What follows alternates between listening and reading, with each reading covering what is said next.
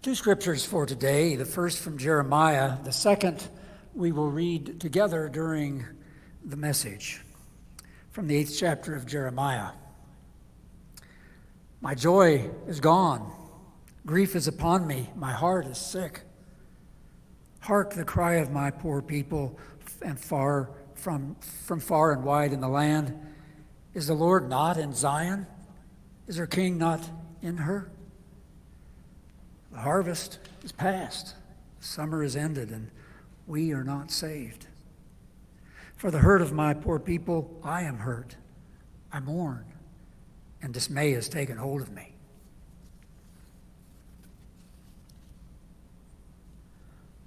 When I was in seminary, I made friends with an older couple. They were at least in their early 30s. Anyway, older. They already had a child. They also had theories about rearing children, and they had books about rearing children. Books and books and books. I remember they planned to rear their child in a totally positive environment. And they didn't want him to hear any stories except those with happy endings, which eliminated Little Red Riding Hood, among others. This is completely parenthetical, but have you heard Margaret Atwood's, she's the author behind *A Handmaid's Tale*, her creative beginning to that story, Little Red Riding Hood? She writes, "It was dark inside the wolf." What a line. Better than Once Upon a Time. I wish I could write like that. Do you remember the nursery rhyme that begins, "Rockabye baby in the treetop"? I know I can't hear you, but say it with me. Rockabye baby in the treetop, when the wind blows, the cradle will rock. When the bough breaks, the cradle will fall, and down will come baby, cradle and all. This couple had a new version to sing to their child. In their version, the bough didn't break, the cradle never fell, and baby, I guess, stayed up in the treetop. At the time, I didn't have any children, which made me something of an expert on the subject.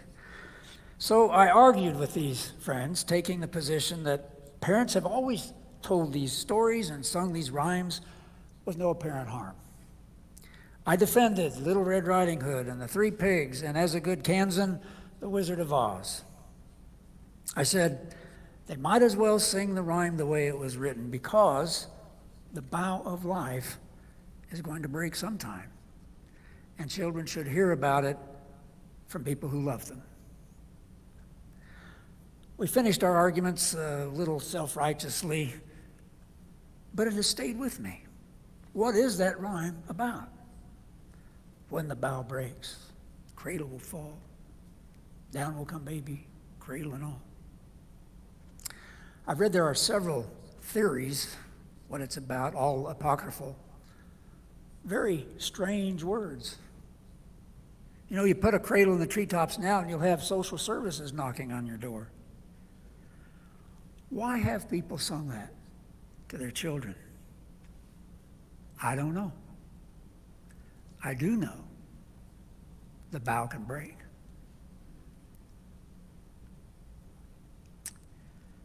I remember several years ago holding hands around a little bed at Children's Hospital. Eric was, I think, 3 years old. It was just a few days before Christmas. It was Eric's last day. We prayed a prayer, and then Eric's brother John, who was maybe 5, asked, "When is Eric coming home?" And his mom, Chris, knelt down and said softly, "Eric's not coming home."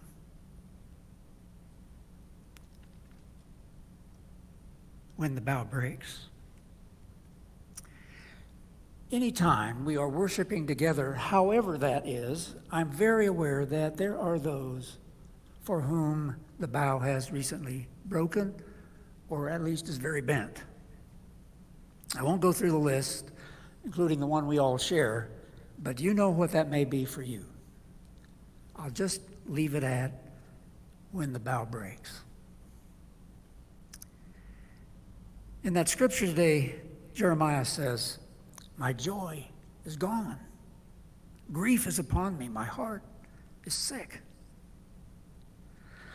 The context for this passage in Jeremiah is his grief over some calamity that has befallen Israel and the way they were living. Maybe it was an attack by the Assyrians. I don't know. But this simple sentence from Jeremiah, "My joy is gone, my grief is upon me, my heart is sick," it reflects a moment in life that none of us wants, but all of us will experience. Ministers are, in a way, too aware of these times because we're often called upon when the bough breaks. Religion or faith is sometimes understood or hoped to be a resource sustaining us when the bough breaks. An old Scotsman had gone to church all of his life, nurturing his faith. His daughter came to see him during his last days. She cooked and she cleaned, and she asked if he would like for her to read the Bible to him during the evening. And he said, "No, lassie, I thought my house afore the rains came. No, lassie, I thought my house afore the rains came. I thatched my house. I took care of the roof before the rains came." It's really hard to call upon the resources of faith after the bough has broken, when the cradle has already crashed, unless they've been nurtured beforehand. Religion or faith, it turns out, isn't a magic pill to take when there's a problem to make things better again. It's a rare life, and probably not a very interesting life, that avoids hard knocks and falls. The bough breaks for all of us at one time or another. That's one of life's hardest lessons. Few things ever sum up the way we like to dream about them. A man at a banquet was seated by an attractive woman wearing a spectacular diamond pendant. He wondered if it were the Hope diamond, that 45-carat diamond owned by Louis XIV and others, including a woman named Hope. Pierre Cartier invented the story that the diamond was cursed. It was just a ruse to make it more intriguing and boost the price. The man thought that diamond was in the Smithsonian. I think it is. But he asked, could that be the Hope diamond? She said, no, this is the Copenhagen diamond, also very beautiful, and like the Hope diamond, it also comes with a curse. Really? What is that? She said, Mr. Copenhagen.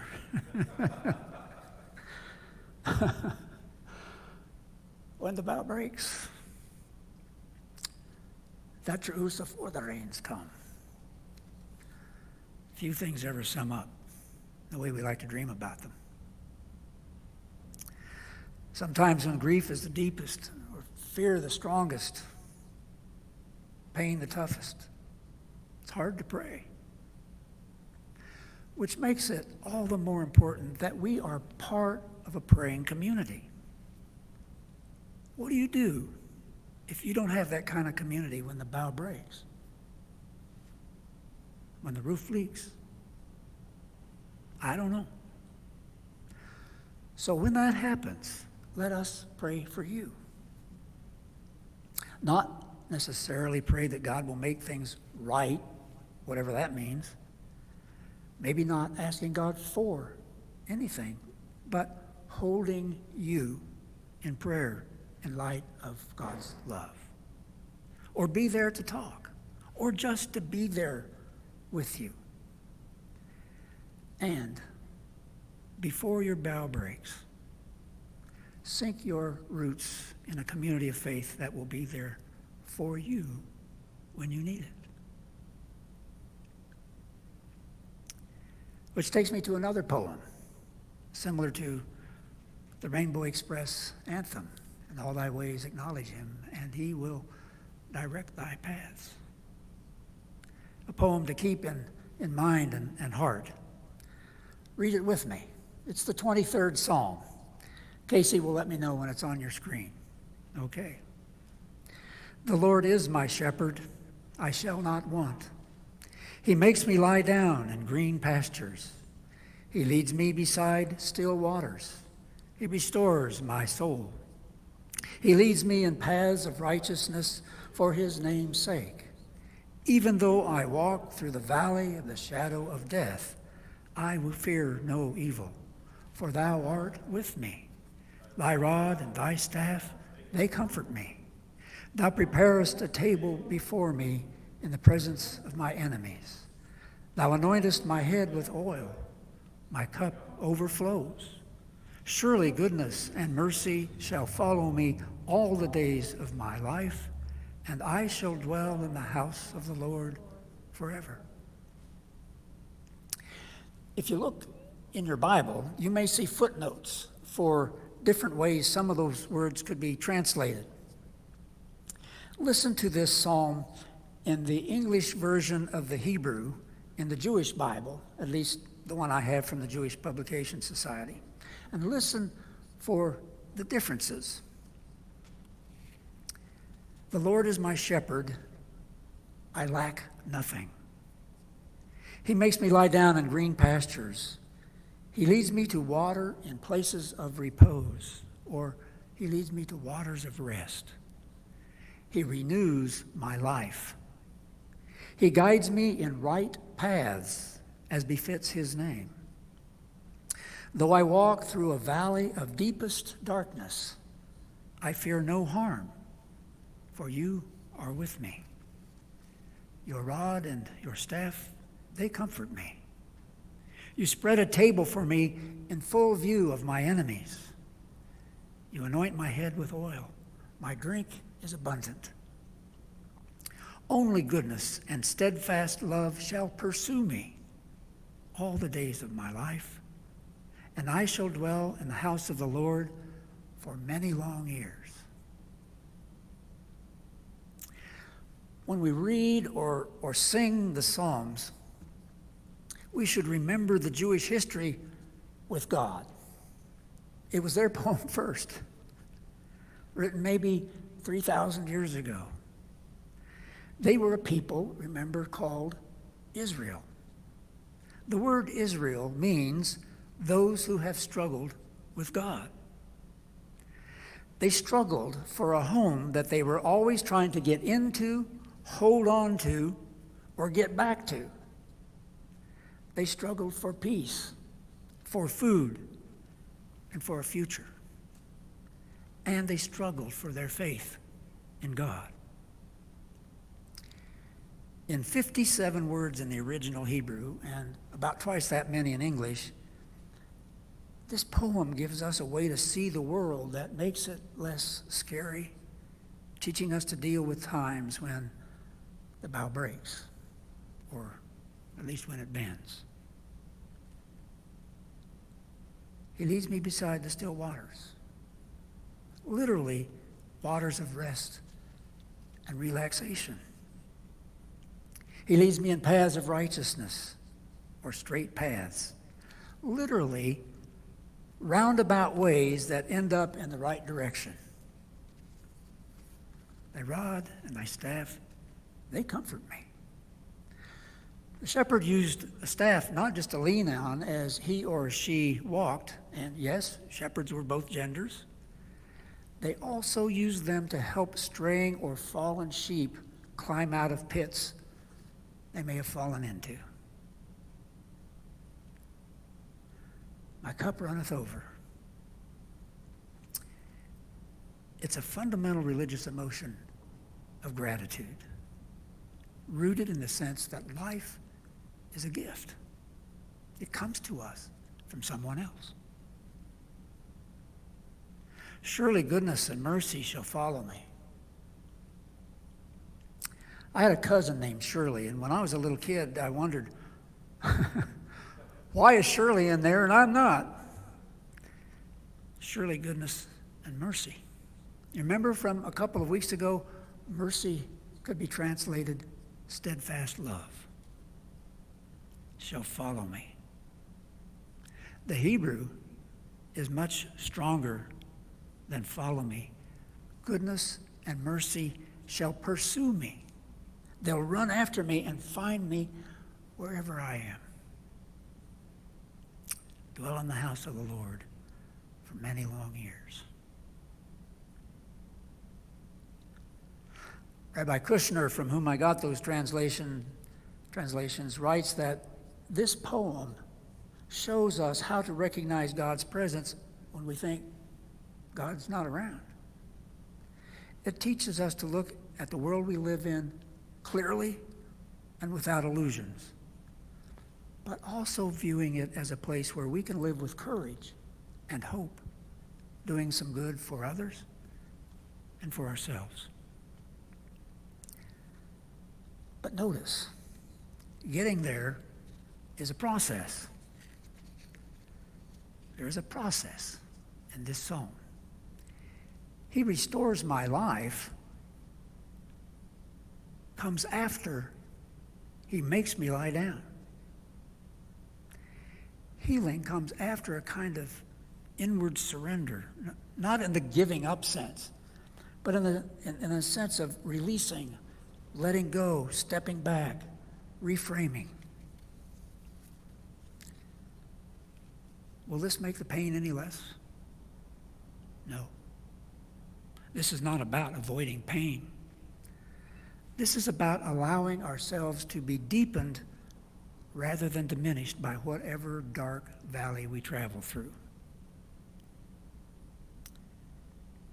Even though I walk through the valley of the shadow of death, or the darkest valley, you are with me.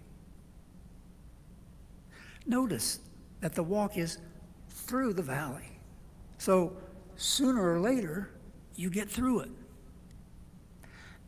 And notice the shift from third to second person. He makes me lie down. He leads me. He restores my life. But in the valley of the shadow, or in the darkest valley, you are with me. God is there. God is the one who says, I will be there for you. And it helps to know that. But that doesn't automatically take away any pain. There is no promise of a happy ending, but there is a promise of new beginnings. He restores my soul. He restores my life. Rock-a-bye baby in the treetop. When the wind blows, the cradle will rock. When the bough breaks, the cradle will fall. Down will come baby, cradle and all. If you want to, you can sing or hum that or not. Gradually, we will learn the realities of broken boughs. I hope in the comfort and safety of people who love us. And if you haven't memorized this 23rd Psalm, this poem for yourself, or taught it to your children or your grandchildren, or read it to children in our church, I invite you to consider that. So when the bough breaks, they can say, and we can say, I touched mouth before the rains came.